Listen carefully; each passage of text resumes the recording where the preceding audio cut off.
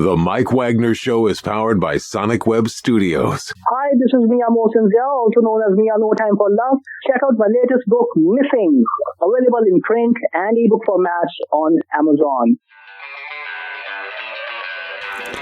It's now time for the Mike Wagner Show, powered by Sonic Web Studios. Visit online at sonicwebstudios.com for all your needs.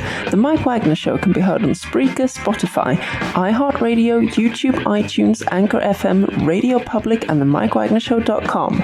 Mike brings you great guests and interesting people from all across the globe. So sit back, relax, and enjoy another great episode of the Mike Wagner Show.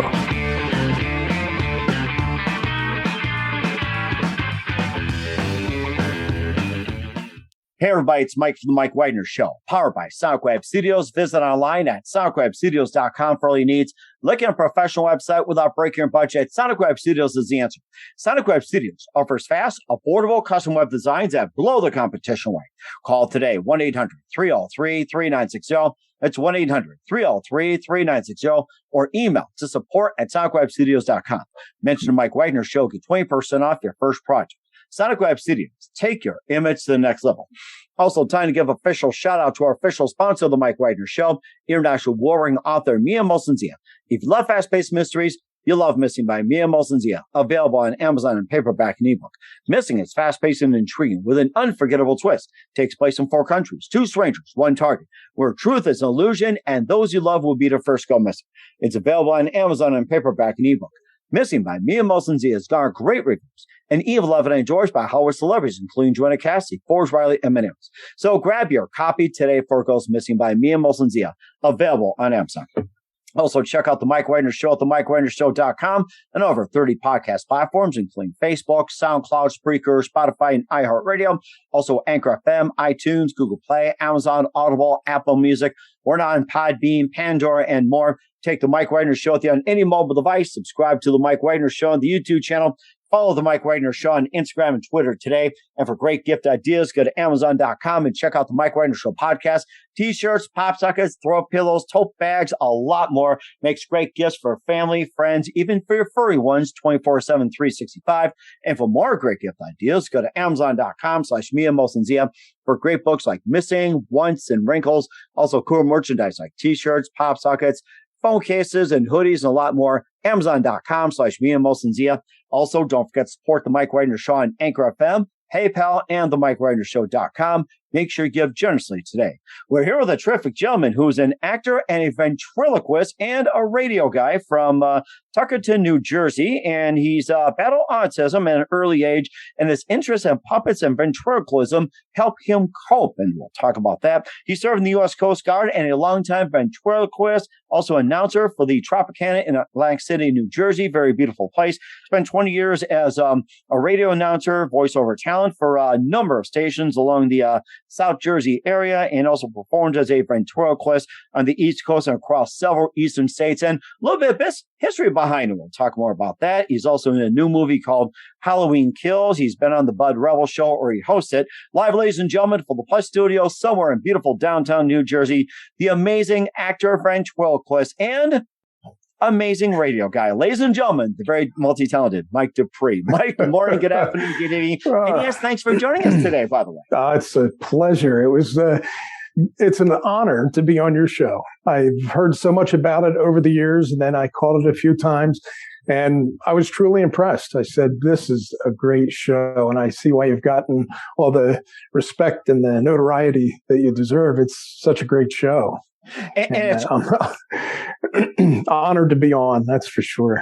And it's a great honor to have you on board, Mike. And I looked at your profile and I'm like, oh my gosh, this guy is a legend. So you're an actor and a ventriloquist, also been in radio for a number of years from Tuckerton, New Jersey, and you battle autism at an early age, and you have some interest in puppets and ventriloquism, which help him cope. And of course, you served in U.S. Coast Guard, a longtime ventriloquist, also announcer for the Tropicana in Atlantic City, New Jersey. Spent 20 years on the radio and also voiceover talent for a number of stations along the South Jersey area. And he also performed as a ventriloquist on the East Coast and across several southern states. You also in a movie called Halloweenkills, and you also hosted the Bud Rebel Show and a lot more. You got a great story and love to hear a lot about radio and more. And before we get into all that, Mike, tell us how you first got started.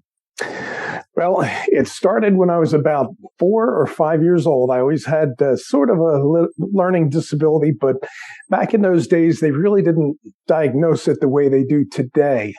And it's, it was sort of rolled over and everybody thought, yeah, he'll get through that or whatever. But I found out that I really liked puppetry from a young age. Mm. My parents bought me a Danny O'Day, was one of my very first. Jerry Mahoney, Paul Winchell's ventriloquist figure. And with that, it helped me get out of my shell. Some children with autism are a little withdrawn, and this helped me sort of ease that little pain and get rid of that self-consciousness that most people that have the form of autism. In fact, to this day, I've never overcome it, but I've been able to cope with it. And crazy enough, with the disorder, I feel more comfortable in front of thousands of people than I do one-on-one. When I was on stage at Tropicana performing, that was my time. I felt so comfortable, and I felt that's where I needed to be. But in a small little group, I could be a little uneasy, but I love people, and I love being around them. But I had broken the ventriloquist figure, and my parents were nice enough to buy me another one. Nice. And my mother said, I'll buy you one only if you learn how to do ventriloquism. She figured, I guess, that would be the end all. But there was a little booklet that came in, one of the ventriloquists that I had that I broke. I read up on it, and I started practicing in front of the mirror. And finally, I got it. And my parents were so impressed by it that they actually bought me one of the other figures, which was Willie Talk, and also Danny O'Day, which was big back in the day. And that's how it started. And then I would take it to school, and I'd perform in class with it, much to the teacher's dismay. Don't you talk back to a teacher like that. You dumb. What do you think you're doing? Yeah, don't talk to that. What'd you say, you idiot? And it sort of turned me into a class clown. And through my years, I've always had a ventriloquist figure. I didn't get, I used the second, generation, I call them, the little plastic puppets. And it wasn't until the 80s that I actually, when I was in the Coast Guard, bought a professional figure from Mayer Studios in Littleton, Colorado. And that is what started everything. I used to do fire prevention for the local fire companies. I had started after I got out of the Coast Guard. I used to do little shows in the Coast Guard, little comedy clubs wherever I was stationed at. But the biggest pleasure, of course, was doing school shows, the fire prevention, like I said. And later, when I started working for Atlantic City Electric, I was a helper, worked my way up to an apprentice, and later became a lineman. And Atlantic City Electric, that I worked for, greatest company in the world, they would send linemen out in the community schools to do linemen for safety. And what that would entail is you would go out to each class, and you would demonstrate. We had a little shock box to show the kids what arcs look like, and it was a little diorama of different situations. And I was the only person, obviously, that would go in there with a ventriloquist figure. So I would do a little act with the kids. They would pay attention to the dummy more than they would me or any other lineman. So it started spreading, and the company thought, hey, this is great. We're getting requests for him. We'll send him out. And I spent more time, I think, in classrooms than I actually did climbing poles for the most part. But I did that. I just recently retired from the electric company, and that's how I was able to do everything that in radio. Atlantic City Radio didn't ever really pay that much money, but nights and weekends, I would always work at various radio stations in the Atlantic City area.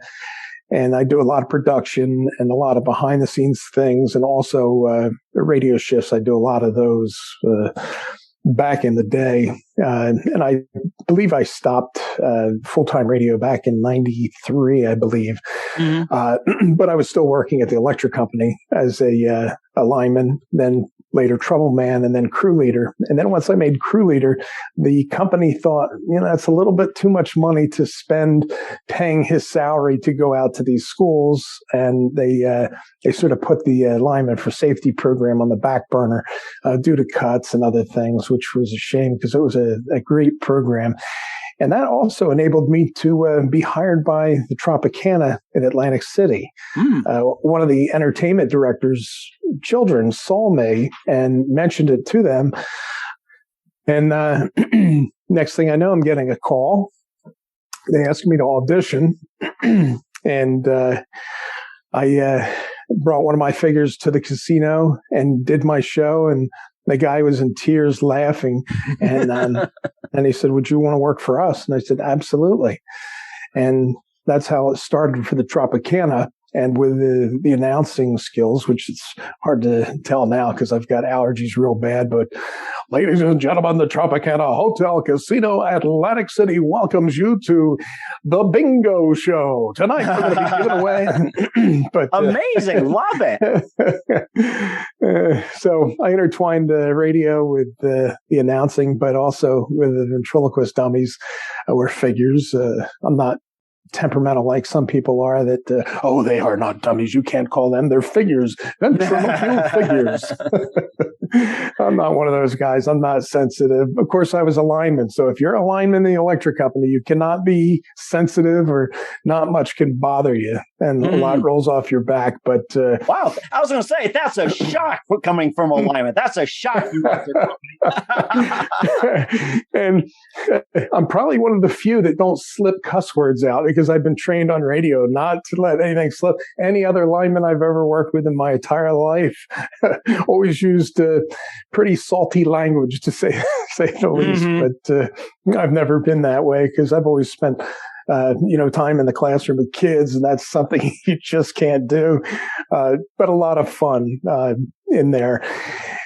But as far as the movie and the acting goes, I used to do little local commercials. I went to Weiss Bear and Ryan, which was one of those acting workshop class things local to Atlantic City. Ursula Ryan, great lady, God rest her soul. She's just passed away this past year. And I can't give them enough credit. They are so good for what they do in the local acting community. They get a lot of people prepared for the future. And I'm a case in point. I have a friend that is a ventriloquist carver, and his name is Conrad Hartz. Conrad actually worked with Buffalo Bill.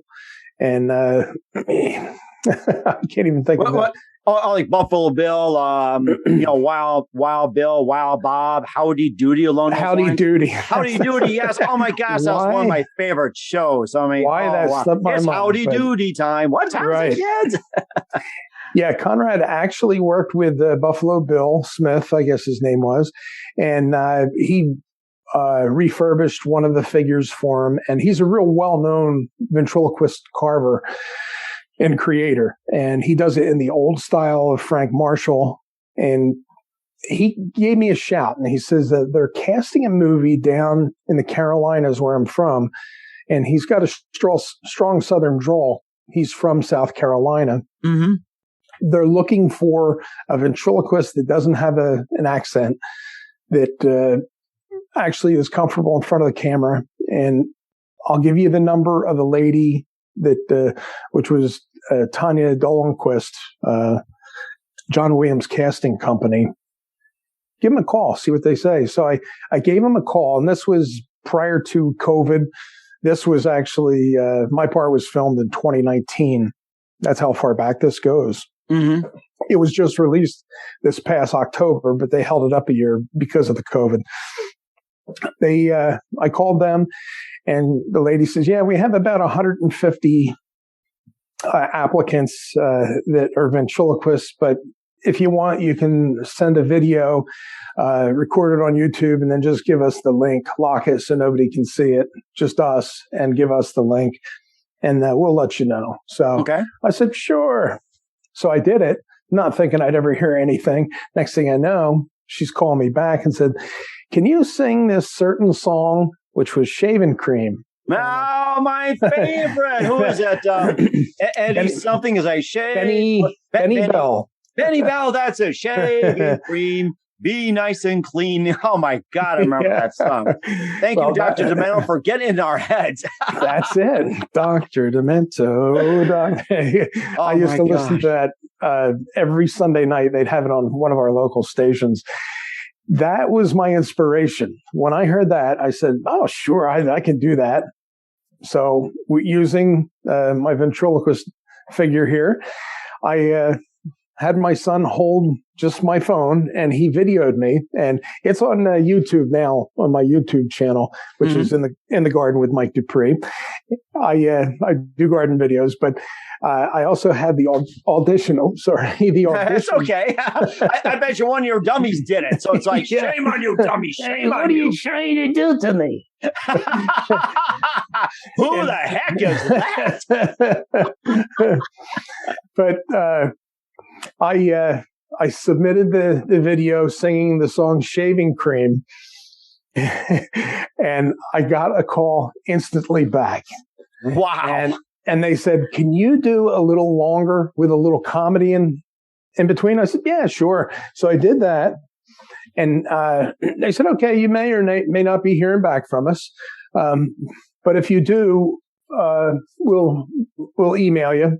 And lo and behold, I got an email that said, can you do a Zoom call tonight at 6:00 with the director, producer, and writer? I said, oh, absolutely.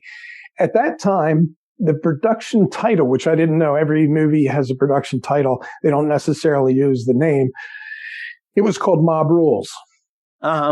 With that, I thought, what could Mob Rules be? I know there was a movie back in, it was the 80s in England. Great Britain made that, and it was not that good of a movie. I'm thinking, it was a bunch of wise guys and, little hoodlums, and the movie wasn't that great. I said, I don't know why they're remaking that, but I've gone this far. I'm going to go the rest of the way. So when I'm doing my Zoom call, I see the Zoom call come up, and then I see the names pop up one by one. I see David Gordon Green, Jason Blum. And at that time, I'm thinking, oh my goodness, this is bigger than I ever thought. This isn't some little 2-bit production. This is the real deal. And Malika Cod was on there, his name. So I said, this has got to be Halloween. Oh my gosh. They said, can you do Shaving Cream with a little bit of risky humor? And I said, absolutely. Risky humor is what I always did at the casinos. We're dealing with adults. And I went into my act, and I say the S word, which is excrement. Well, we all know that by now. So it's like, I mean, if you feel needed to say it, it's like it's getting common these days, but keep on going here. I won't get you in trouble if I say that. You know what? I've had that number of times. I mean, we're not on major networks or anything like that, but right. I just keep going. I just of course, shaving cream. Yeah, I just didn't want to upset any of your watchers or listeners, because I know you have such a diverse crowd, and I hate to offend anybody. But in that, they said, can you ad-lib with a shaving cream? So I said, absolutely. So at the one point where, I keep going back and forth with Horace here, and I'll do a demonstration a little bit here with him to show you, but we're going back and forth. And I thought, wouldn't it be funny because it's a big buildup and everybody's waiting for him. When they say shaving cream, you're expecting to say the SH word. So at the one point and the at the end, I go, I have a sad story to tell you. last night I walked into my bathroom, I stepped in a big pile, and he goes, shit. And I could hear every one of the guys laughing. David Gordon Green, I could hear him laughing. Jason Blum, I could see him sitting back in his chair. So when I saw that, I thought, you know what? I may have a good chance. I know there was at least 150 prior to me putting in for this. Oh my God. So then we concluded the Zoom call. The John Williams, who was the actual casting director for the not for the extras, but for the regular cast, supporting cast, came on and said, "Okay, thank you very much for your rendition, and we'll be letting you know how you make out." And I was keeping my fingers crossed that I'd hear something. A few days went by and I wasn't here, and I thought, geez, because they would get right back to you. That's how it was when I started submitting the tapes. Then I was eating dinner one night. All of a sudden on my phone, John Williams casting comes up on my phone. I'm like, oh, don't tell me.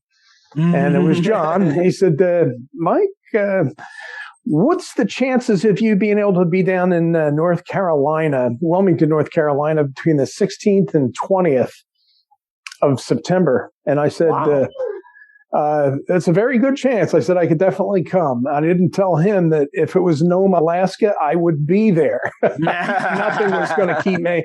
I knew, even though they called it Mob Rules, I was a big fan of Halloween 2018. When I saw that information come up on my screen, I knew this had to be the next Halloween. I'm thinking, my goodness, this is going to be the role of a lifetime for especially a ventriloquist. I've never heard of a ventriloquist in one of the Halloween movies. Oh my gosh. Oh my gosh. I was on a natural high for the next 2 weeks. Wow. And the irony there was just 2 weeks before the movie was going to be filmed, a hurricane came up the coast. And the Carolinas and Florida and Georgia were out of lights. I was one of the crews that they sent out of state down in the Carolinas to put everybody back in. I thought, oh my goodness, I'm going to miss this part because we're going to be down here. Well, I was 15 minutes from the studio, Screen Gems Studios. That's where the internals were actually filmed at. And I thought, man, if worst comes to worst, I'll just shoot over. I'll take a taxi or Uber or whatever to be able to make this part. But lo and behold, everybody was back in service and we were able to come back home. So 2 days, I was home 2 days, and then I hopped on a flight and flew right back down to North Carolina and did my part. And I gotta say how nice everybody was. I'm just a ventriloquist from Atlantic City, a regular guy, lineman my entire life, it seems, on radio. Nothing special. They treated me as if I was an A-list actor. Amazing. Wow. It was so nice how they treated me from the time I got there until the time I left. I was at Screen Gems for the outfit. This isn't something I would normally wear, but in the movie I did. I love that outfit, by the way. It's like, I love it. Big blue window pane checks. But I filmed the part. I was there with David Gordon Green, Jason Blum, they were all there doing their part. I actually was getting fitted for this, and James Jude Courtney, who plays the Shape, which is Michael Myers, was there getting fitted for his jumpsuit and I guess doing the final stuff. And then he actually put the mask on, and I have the picture. I don't know if I can bring it up on the Zoom or not, but it's a great with Emily Gonsher, who is the wardrobe person, and she is a great lady. And she's attending to him, and I happened to snap a picture of her doing that. And he has his mask on, standing there. I thought that was such a cool picture. I worked with Carmela McNeil. She was the sexy nurse who was actually the doctor, and then the sexy doctor guy, Michael Smallwood. These people were great. They're professionals through and through. Robert Longstreet, what a great guy. He's been in so many films. And I just can't say enough about these individuals. Anthony Michael Hall for another one. Oh, yes. The Breakfast Club. That's right. Part of the Rat Pack. Yes, I remember. Yeah. And National Lampoon's Family Vacation, where they went out to Wally World. He was the young boy in that. Oh, yeah, the Griswolds. I remember. Yes. And you would expect that he'd have a huge ego and wouldn't want to be bothered, but he was such a nice guy, treated me extremely well. I just couldn't get over how great of a guy he was. And I'd come up with him with Horace, my ventriloquist figure, and I go, "Hey, Mr. Hall." He says, "It's Michael." Because his real first name is Michael, but there was a Michael Hall when he came onto the scene, so they put Anthony in front of it so nobody would confuse him with the other actor. Well, he became bigger than that Michael Hall actor anyhow, but he still went by Anthony Michael Hall, but he preferred to be called Michael. Interesting. But yeah, he'd look at that dummy and said, "You stay away from me. You can stay near me, but I won't." He was pretty funny about that. Oh my gosh. And,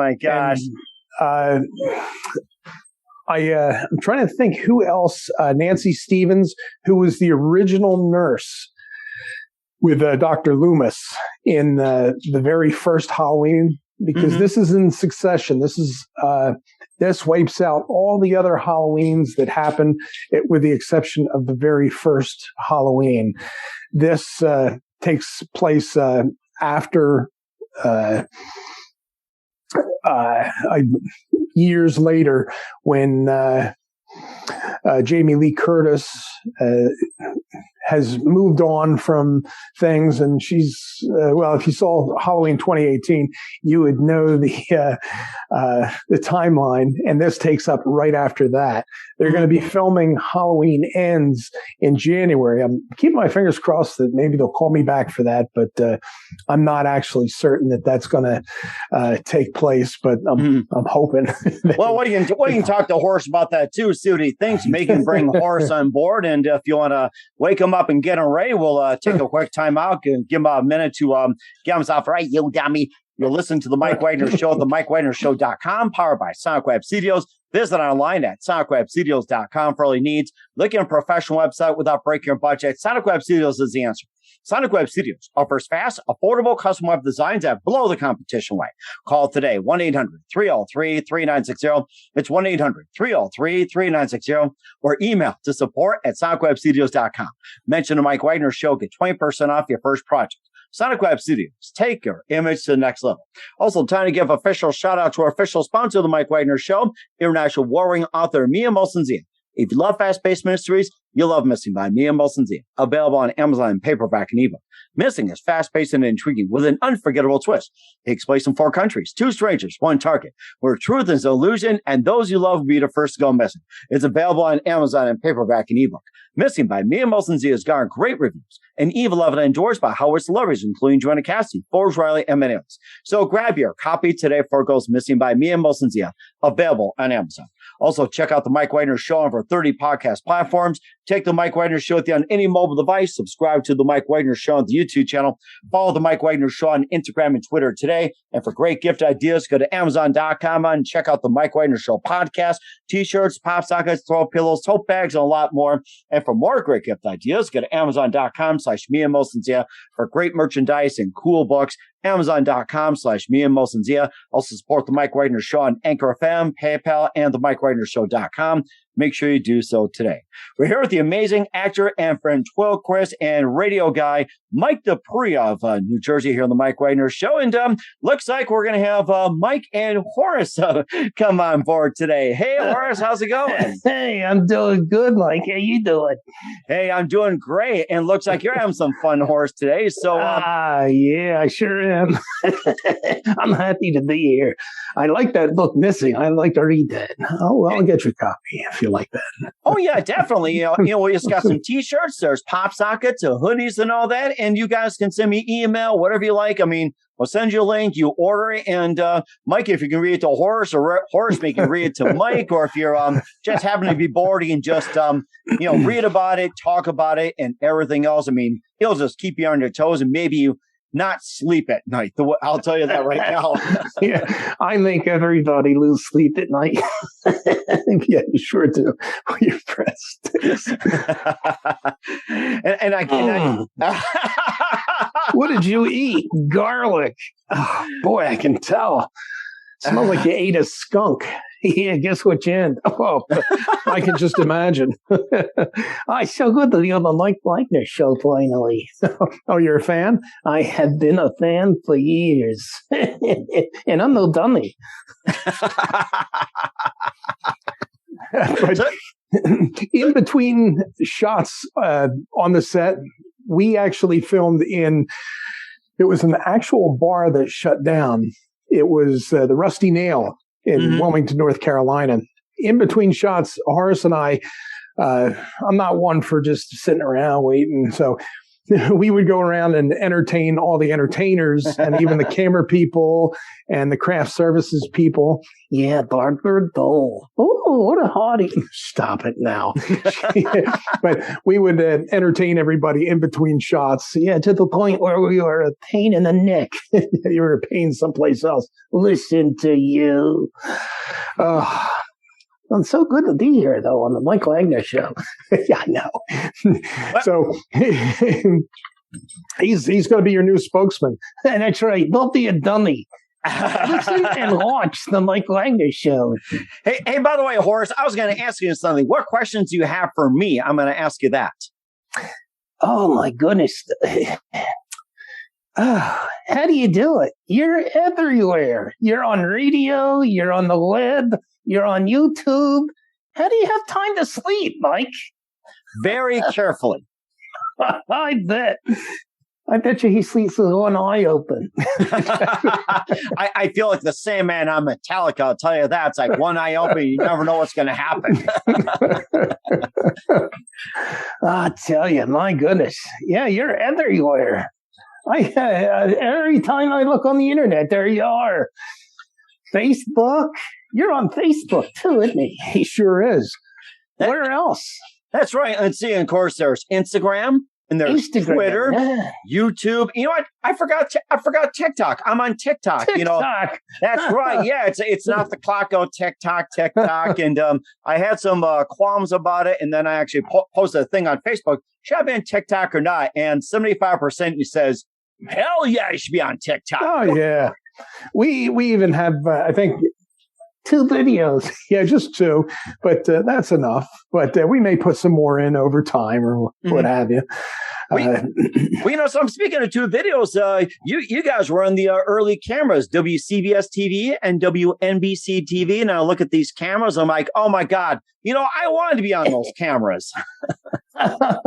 Oh yeah, they're a lot of fun. They weigh probably with the bases. It's I don't know if you can see. It's hard to zoom in, but you can see the base. They weigh with the bases about 650 pounds. Wow. And you can imagine, I had the help of my son. That's how I got him in my studio here. Sorry about that light. It's a little intense. I'll turn it down here. You need some sunglasses, Horace? Looks like you're going to need some. He's going to work me. I'm going to get worked. Yeah, more than you already are. Listen to you, Mr. Wise Guy. Stop that. That's disrespectful. Oh, that was distasteful. No, it wasn't. Tasted like garlic. Well, sounds like somebody had pizza, I'll tell you that. So. Yeah, I wish it was pizza. I like pizza. What do you like on your pizza, Horace? Just garlic, that's it, and plenty of it. Yeah, I can tell. So Horace is actually made out of wood. Yeah. I got hemorrhoids, too. Oh, you got hemorrhoids? Yeah, I was made out of knotty pine. What a bad place for a knot, though. Knotty pine. So you were carved? I certainly was. What was the worst part? The whole thing. Oh, yeah? It hurt the whole time he was carving me. Oh, yeah? What was the absolute worst part? Doing the head stick. The head stick. It hurt the whole time he was doing that, the son of a gun. He's actually made by Bill Nelson is the creator. He drew the puppet out. Chuck Jackson was the carver, and these were considered Nelson Jackson figures back in the day. He's one of, I think, 50 that were carved. It could be more. We're not exactly sure. But this was a line that they made back in the early 80s and 90s. And then they stopped making them. So every one is totally different. So you might be lucky enough to find one out there. But Horace here is one of a kind. Yeah, you better hold on to me. I'm more famous than you are. You know something, Horace? You know who you remind me of? You remind me of Walter from Jeff Dunham. Is just like, get your crap out of Walmart and get out of there. So, or something like that. Well, as the story goes, and we're not real sure, it's conflicting, but this line of figures, Mr. Horowitz from Nelson Jackson, was actually the inspiration, which is confirmed with Jeff Dunham. Jeff Dunham used, it could be this exact figure. We're not exactly sure. I got to do some more research, but at the very first, one of the conventions way back when, before Jeff was very famous, he borrowed the figure from one of the guys in the audience and said, "Oh, could I use him?" And that quick, Jeff came up with an act to show everybody how you can manipulate and create a character just based on the looks. And Jeff is so talented and creative that he came up with an act, real quick. And supposedly this is the figure when I bought him, but it doesn't matter to me whether it is or isn't. But this line, the Mr. Horowitz figures, were definitely the inspiration of Jeff Dunham's Walter. Yeah, just a good guy. I know he is. Very, very talented, unlike you. Well, aren't you glad you don't have Achman trying to terrorize you? He goes, I spell egg. I kill you. Silence, I kill you. Silence, I kill you. P-H phlegm. Silence, I kill you. Oh my gosh. Hey, Horace, I'm gonna ask you this question. How'd you like the movie Halloween Kills or Halloween 2018? What were your thoughts on that movie? I like Jamie Lee Curtis. She is such a sweetheart. I know she is. Very nice person. I like Halloween Kills, only the bar scene. Oh, the bar scene? Yeah. Know that he gets killed there. Oh, okay. I thought I was going to get killed at one point. I killed the crowd, that's for sure. Yeah, you sure did. With your little act and your cuss words. They're not supposed to say that, Mike. Okay. Hey, Horace, you're not supposed to swear, damn it. Oh, listen to him. Oh, jeez. Don't you do it. Okay. I'll behave myself on the Mike Wagner show. It's a great place to be, I'll tell you. I like Mike. Everybody likes Mike. and we like you guys too as well. And of course, you know what? I don't know if you got any of your puppets as well too. I mean, you guys just had a great team. You've been doing it for just quite some time. And how'd you like the Tropicana, Horace? It was good. I got a lot of dates out of that. A lot of dates. Yeah, and a lot of prunes too. Should have seen that coming. Are you kidding? You're blind as a bat. and you're dating prunes. You were raised in hell. I'll tell you that. Yeah. Oh, that's a good pun. I'm going to have to use it. Not without written permission from the producer. Oh, sorry, Mike. Hey, you can use it. It's okay. Go right ahead. So anyhow, are you dating anybody? No, not anymore. Oh yeah? How's your sex life? I hold my own. Oh, jeez. I guess with a face like that, you have to. Screw you. Don't you rub me the wrong way. Was you talking about his friend Woody or what? Oh, yeah, don't tell him what kind of a pet you have. We don't want to go there. They live in trees and they eat wood, and he's scared to death of them. Oh, woodpecker. My gosh, yeah. and of course, I remember that red bird back in the 40s and 50s from Universal in Santa Barbara. Oh my gosh. And I think it was Walter Lance that just took it to a whole new level. It's like, Yeah. I have one of those days where it's like, depends on the mood. You know, Woody's a little lovable, and there are days you just want to just strangle it a little point. Just like that walrus. Oh, come on, Woody. I like the Warner Brothers. Oh, did you? They were my favorite. Well, that's all, folks. That was horrible. What's up, Doc? Oh, I know who that one was. who? The banana split? No. My favorite. You just said about my favorite cartoon. Tra la la la la. Yeah. Well, you know who is one of the voices of that? Who? Paul Winchell. Oh, that's right. Yeah, Yeah. Paul Winchell. Oh, Yeah.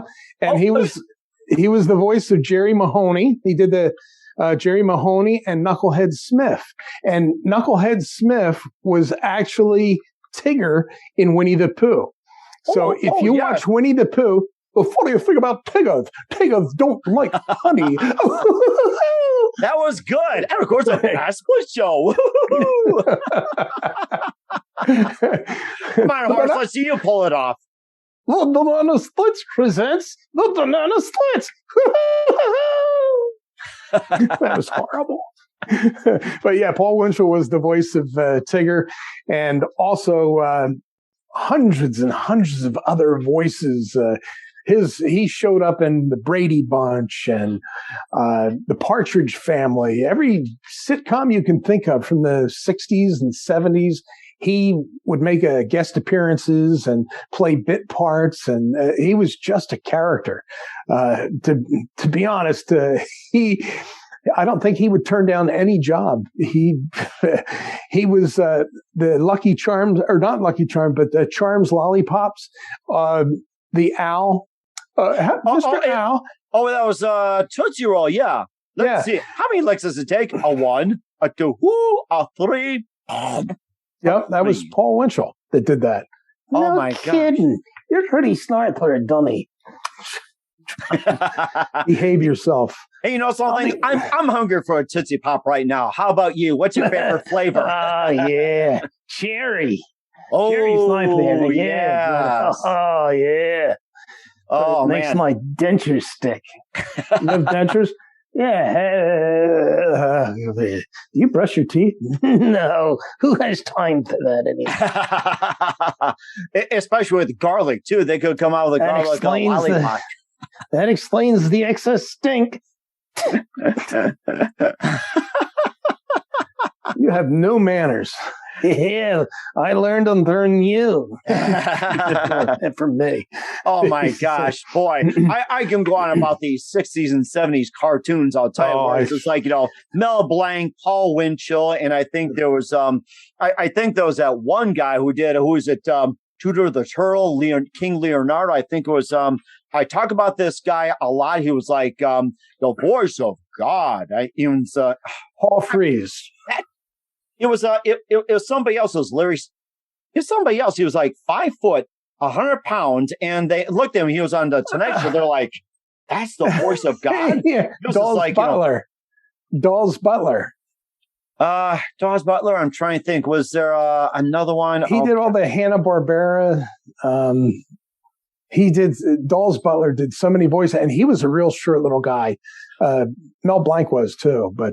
Okay, yeah, because I think the name I talked about a lot, and I'm trying to remember, who it was, but I'm sure the name will come up as well too. I mean, that was such an art back in the day too. It's like one of my aspirations, but yes, it's like, woo-wee, I'm just ready to. Paul Frees that I had mentioned, he does all the Rankin Bass. He does the snowman on the Santa Claus on Frosty the Snowman. Oh, I remember that. Don't cry, Karen. Frosty isn't gone forever, you know. Oh gosh, I remember that. Yeah, that was like I'd be dating myself. Right. They had that. What was it? The Rankin Bass with that claymation that came out around the year I was born. I'm like, wow. Yeah. And they're still timeless these days. It's like they are. They're more popular today than they were back when they came out. And Videocraft is the company that actually was first, and then Rankin and Bass changed it from Videocraft International to Rankin Bass. But all that stuff was done in Japan. The funny part is they created the characters themselves. They hand built them out of yak hair and wool and carved wood. It was amazing what they went through to create those figures. But all that stop motion stuff was actually created in Japan, and the voice was done in, I believe, Canada for the most part. We're all Canadians, with the exception when they brought Paul Frees in. Paul was also the ghost host at Disney World. Welcome, foolish mortals, to the haunted castle. But his voice shows up everywhere. He was Boris Bentonoff. It was so many characters that he did over the years, and then sadly he took his own life, over medicated himself one time. Oh my gosh! Yes, in the early '80s, I think, and that was it. It was a shame because he was such a huge talent. Dawes Butler was too, and Dawes Butler was a super nice guy as well. I've always wanted to do cartoon voiceovers. And I used to do national commercials for a recording studio, and a lot of them, they would ask for cartoon type voices, and I would perform. And I always wanted to try out for a role as a cartoon, in Hollywood, but I've never gotten around to it. But who knows? And of course, with the use of Zoom and all the technology, you can get in there too. I mean, Larry Storch was another one too, and he did some really good work. And then you got the new modern voice actors, Tara Strong, who she's all over the place. Was it Powerpuff Girls, Miss Minute, and hi y'all, everything else. So she does a couple young boys' voices, and it's amazing. And you look at the SpongeBob and all the creativity that goes into them, and all the voice actors, Clancy that does Krabs, Mr. Krabs. We'll get on SpongeBob. But he's real creative, and I just saw him on TV the other day, and Tim Conway was on there, Ernest Borgnine, and they tend to get a lot of people from the business, the older actors, and bring them in. Same as the Family Guy. Family Guy does the same thing. They'll pull in old actors. The Simpsons did the same thing.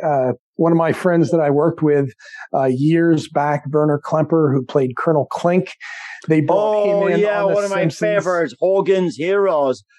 Hogan. You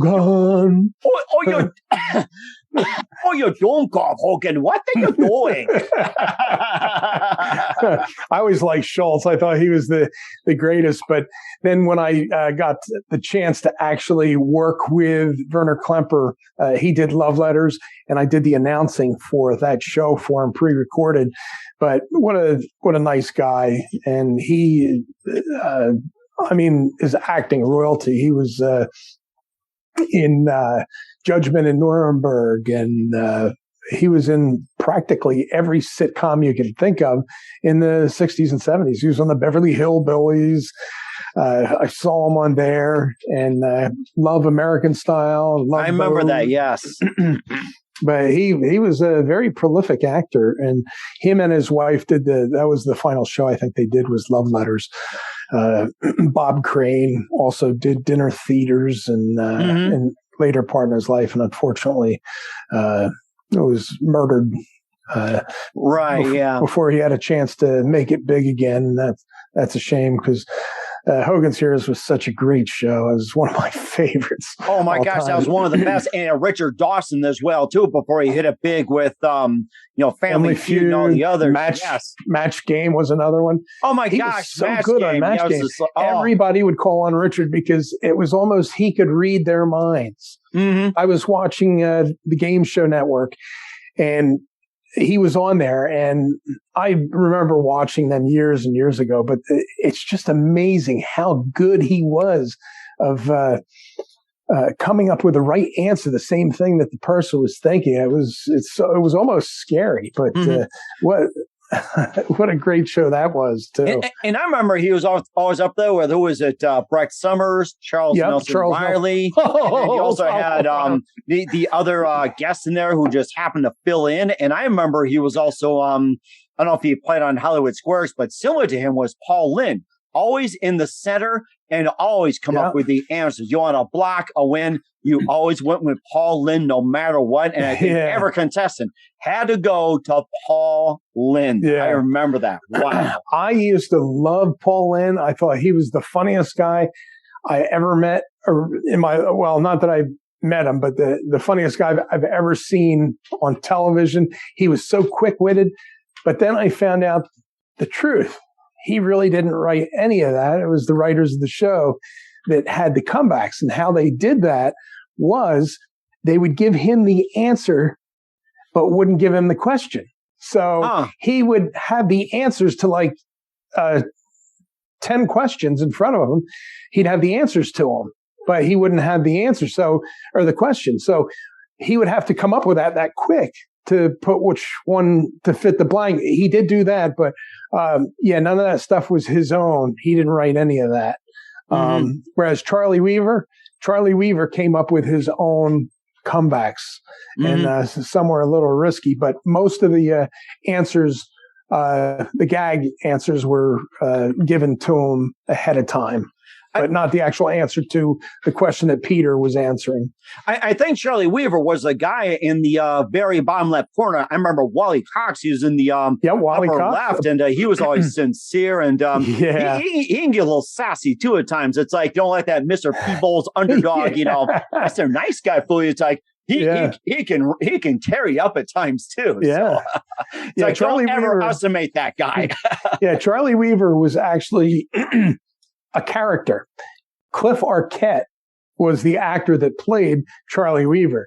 So he was before Larry the Cable Guy, which Larry is just a name for the comedian Dan. I forget what his last name was, but anyhow, his name isn't Larry the Cable Guy. It's obviously Dan the comedian. But Cliff Arquette played Charlie Weaver, and that was the very first time that a character was played on regular television as a person, unlike Joe the bartender that Frank Fontaine played. Hey, Joe. And the Jackie Gleason show, he played the bartender. Oh, yeah. Jackie Gleason. How sweet it is. Yeah. How sweet it is. Hey, Norton. What to say there, Ralph? Hey, Ruffy boy. And that's also the inspiration of the Flintstones too. It's like, I love watching that show. Well, here's the irony there. Jackie Gleason could have sued the producers, Hanna-Barbera, because it was shown that that's an exact copy of the Honeymooners. And lawyers were telling him, Jackie, you could win this. You could get all kinds of money out of it. And he thought, you know what? Millions and millions of kids across the country love this. What kind of a cad would do something like that and have that ripped off the air? So he refused to sue them over it and never got a dime. But it was an exact copy of the Honeymooners. And I think kids loved it as well too. It's like, who knew it was like a popular honeymooners? I mean, I was like maybe 5 years old back in the 60s. It's like, how was I supposed to know that was a honeymoon? Just a couple of knuckleheads walking around and a couple of ladies and just adoring their men. And of course, you have those Winston cigarette commercials and putting on the jewelry. And of course, you have those animals that did the work, like snap, snap, snap. I hate this job. Snap, snap, snap. Or my favorite was the bird on the record player, sticking his nose down and playing this and lift up. It's like, what kind of crap is this? And then just go on and keep playing the record. Those are ones I love. I know.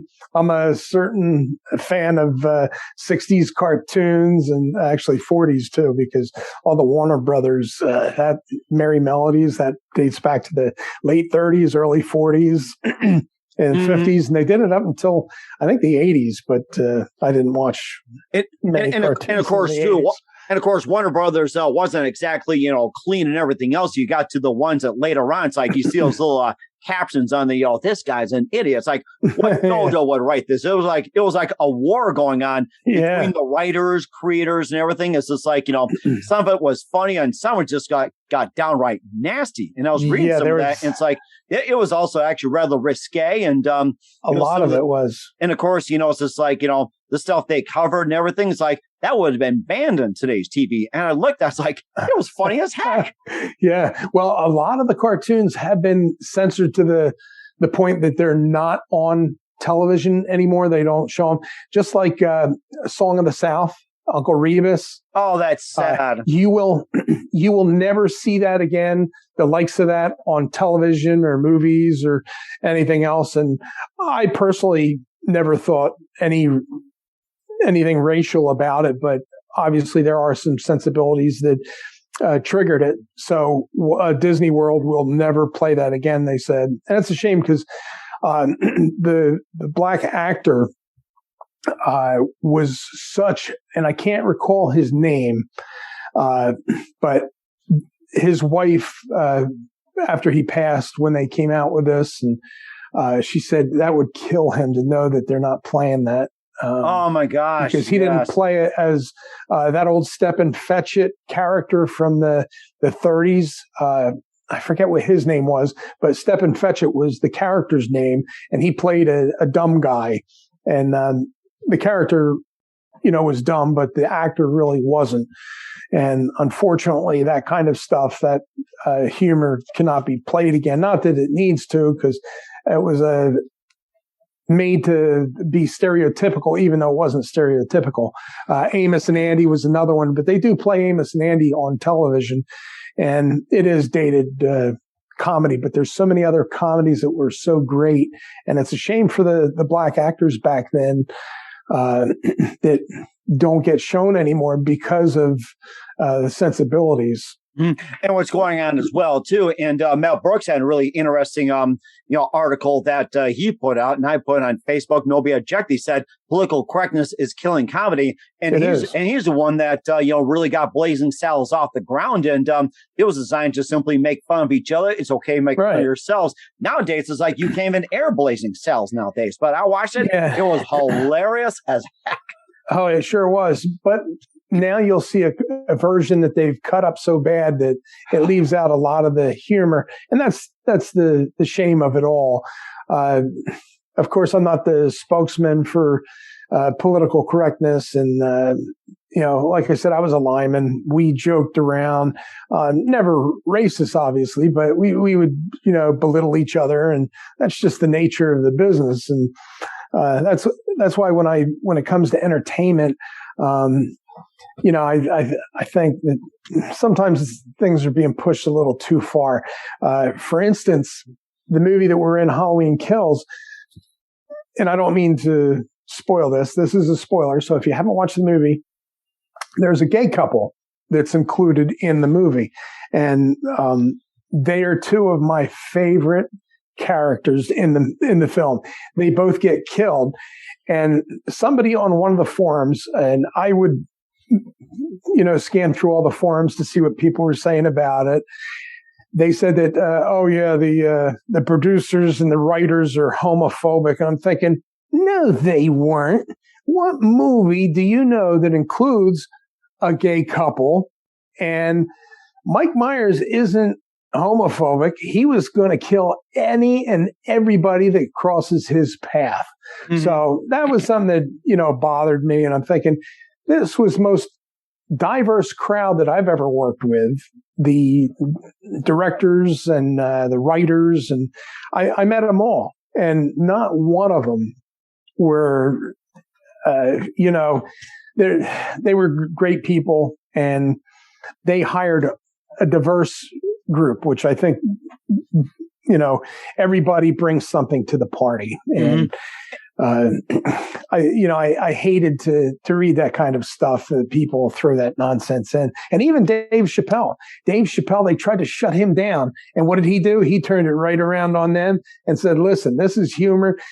You come here to my shows, you're going to get what you paid for. And, I give Dave credit for standing up. Seth Rogen, same thing. I think he came back and started saying a lot of the political correctness stuff has to end because it's causing nothing but heartaches. But and let's ask Horace as well too. Horace, do you promise not to give the spoiler away to everybody? Will you promise? Yeah, I'm not going to give anything away. I'm too cheap. Yeah. and of course, don't forget to go see Halloween Kills as well too. And we'll talk about the Bud Rebel show. We'll do that in just a minute. Listen to the Mike Wagner Show at the MikeWagnerShow.com, powered by Sonic Web Studios.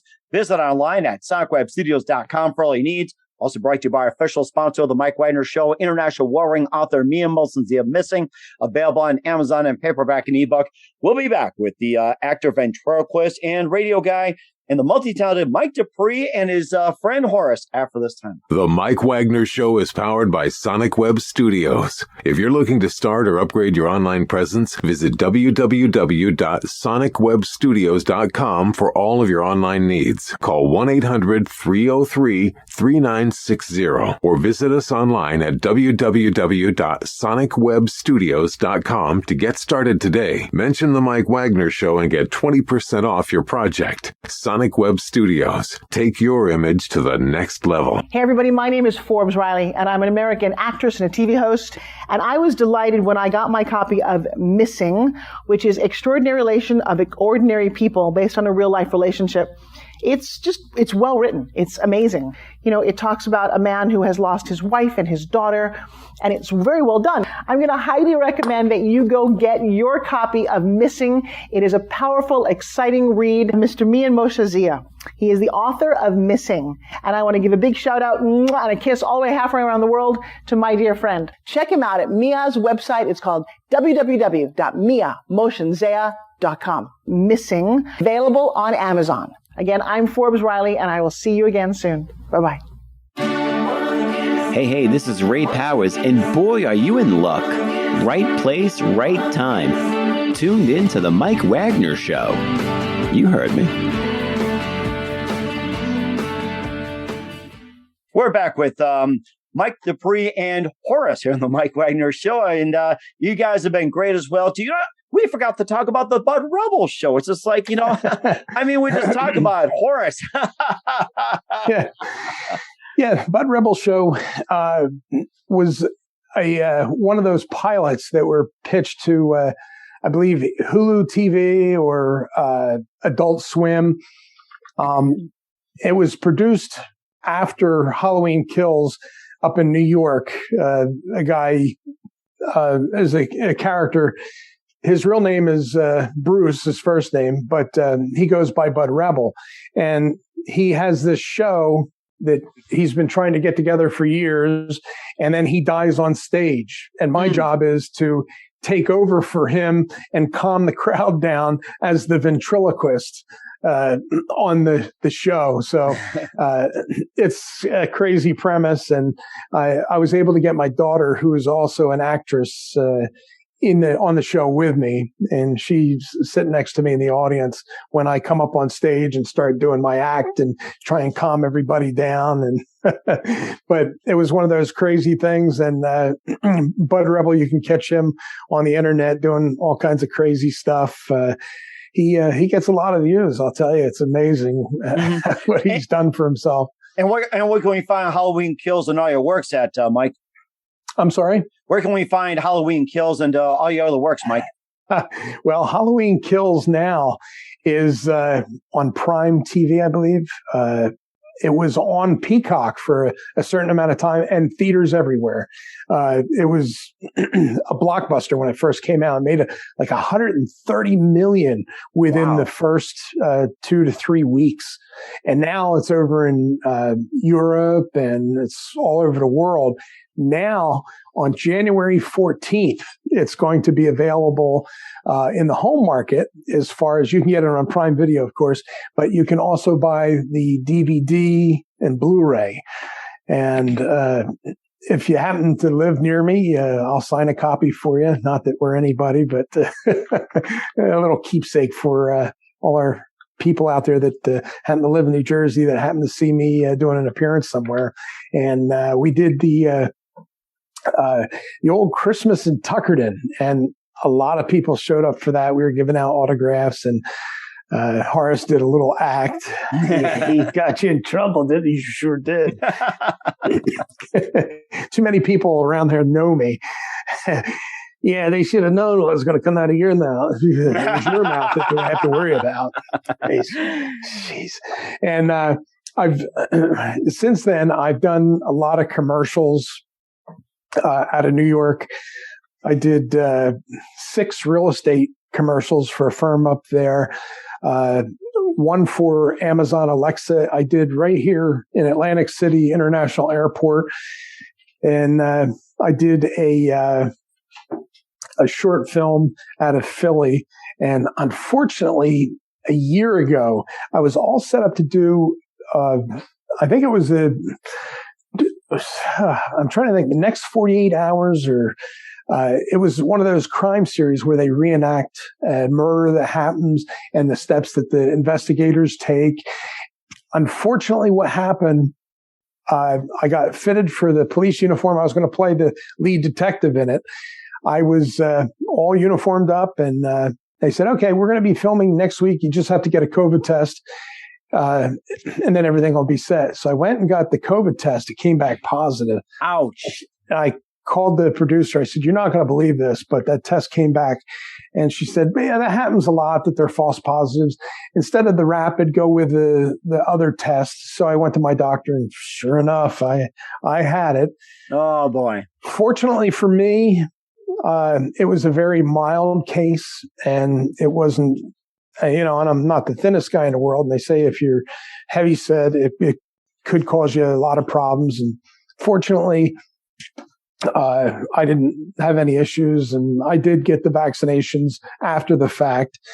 But it doesn't necessarily mean that you're not going to get it. A friend of mine who I worked with for years had all 3 shots, came down with it.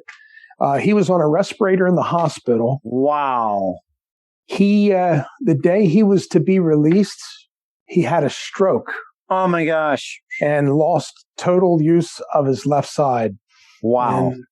And, yeah, it's my buddy Vincent, and it's a shame.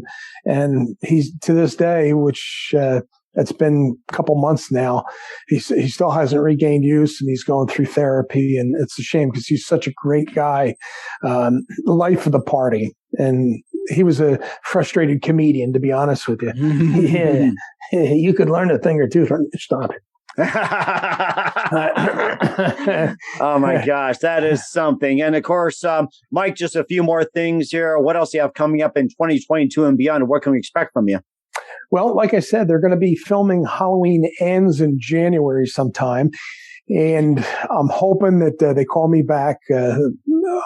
There's always that possibility that they do, because the producers tend to do that. When they get an actor, they'll use them for the next one down the line. So I'm hoping for that. I haven't put in for anything other than the reason I have a beard is a part that's coming up that I had the heads up on that I applied for.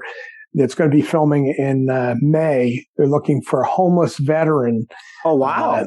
So I figured I'd grow my beard and grow my hair out a little bit so I look more of the part. So I'm going to go for that. That's up in New York.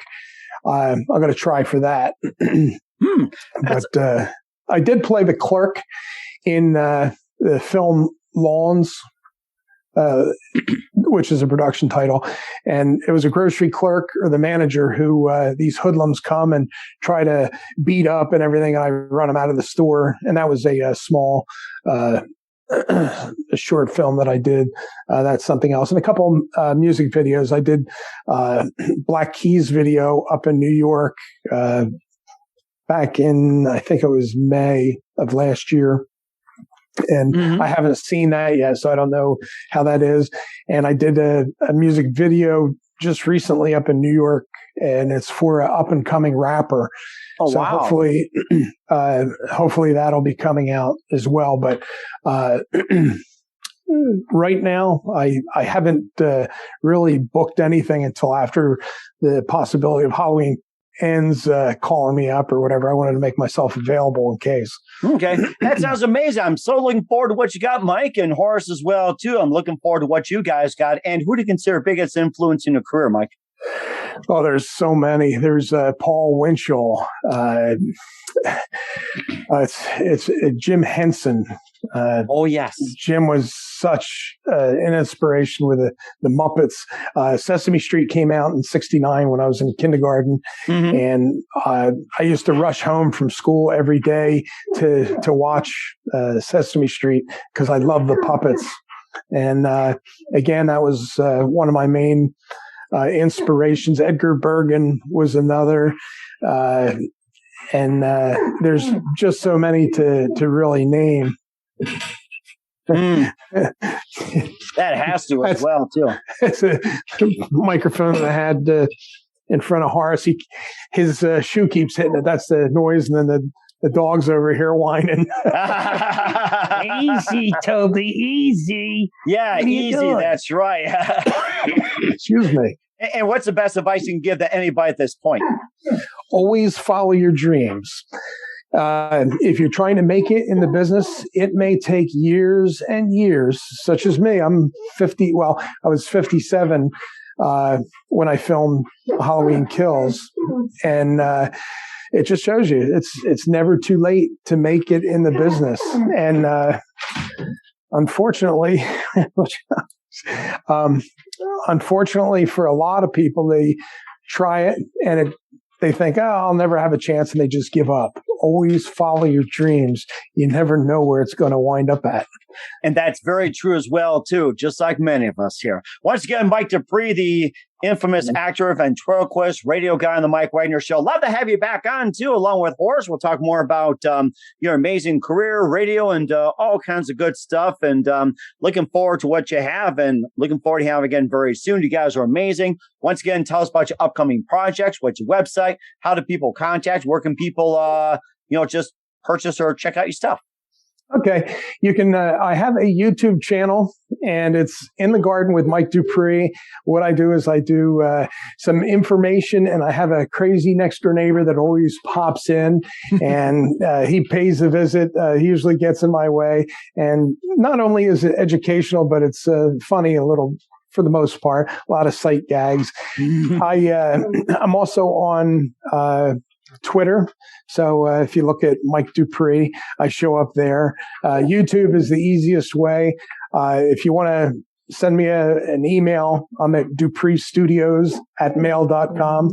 That's another way. I'm on Facebook, and I'm getting close to 5,000 friends on Facebook. And unfortunately, they only allow you to have 5,000. So once you get that, you can't accept any more unless you clear out a lot of friends that have passed away, or just people you post happy birthday like 3 years in a row and you don't respond to it. I do the same thing. Happy birthday for 30 in a row. You haven't responded. See ya. Yeah. But yeah, no, That's it. And we got a lot of great stuff that's planned. And I possibly have a music video coming up. We're working on another comedian that I'm friends with. We're going to be putting that together. And it's going to be Shaving Cream. We'll be posting that on YouTube or Twitter or maybe Instagram. I don't know if we'll be doing that on TikTok, but we have a couple videos on TikTok. The Hamilton Radio, we're going to be making a lot of appearances on Hamilton Radio. Doc G, Jimmy Deal, Jerry Petito. Oh my God. You're going to be on Jerry's show. Amazing. Yes, that's right. What a great lady she is. You're going to have a ball with her. I was fortunate enough to be in the same state, so I drove over to the studios to be with her. Such an inspiration.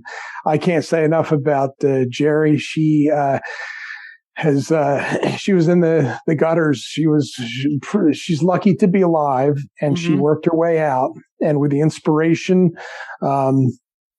she has made a total change. She was into drugs and everything, and with the proper therapy and religion has helped her out. And now she has a book that's out, and she's an inspiration for us all. And she's all over the world with her show. She has so many viewers, and it's just phenomenal. The people that have come up and said, I heard you on the Jerry Petito show, and I'm sure I'm going to get the same with the Mike Wagner show. That's right. And we're looking forward to it as well, too. Once again, Mike, a very big thank you for your time. You've been absolutely amazing. We got to have you back on again and talk more. Absolutely. As well, yes, that's right. I would love it. And definitely I'm always available. And Horace, nice to meet you. Thanks for being on. We'd love to have you on again. And we wish you guys all the best. That's right. And you guys have been totally amazing. Thanks again. Thank you, Mike. It's been a pleasure, and Happy New Year. The Mike Wagner Show is powered by Sonic Web Studios. If you're looking to start or upgrade your online presence, visit www.sonicwebstudios.com for all of your online needs. Call 1-800-303-3960 or visit us online at www.sonicwebstudios.com to get started today. Mention the Mike Wagner Show and get 20% off your project. Sonic Web Studios. Take your image to the next level. Hey everybody, my name is Forbes Riley, and I'm an American actress and a TV host. And I was delighted when I got my copy of Missing, which is Extraordinary Relation of Ordinary People based on a real life relationship. It's well written. It's amazing. You know, it talks about a man who has lost his wife and his daughter, and it's very well done. I'm going to highly recommend that you go get your copy of Missing. It is a powerful, exciting read. Mr. Mian Moshe Zia. He is the author of Missing. And I want to give a big shout out and a kiss all the way halfway around the world to my dear friend. Check him out at Mia's website. It's called www.miamoshanzea.com. Missing. Available on Amazon. Again, I'm Forbes Riley, and I will see you again soon. Bye-bye. Thanks for listening to The Mike Wagner Show, powered by Sonic Web Studios. Visit online at sonicwebstudios.com for all your needs. The Mike Wagner Show can be heard on Spreaker, Spotify, iHeartradio, iTunes, YouTube, Anchor FM, Radio Public, and themikewagnershow.com. Please support our program with your donations at themikewagnershow.com. Join us again next time for another great episode of The Mike Wagner Show.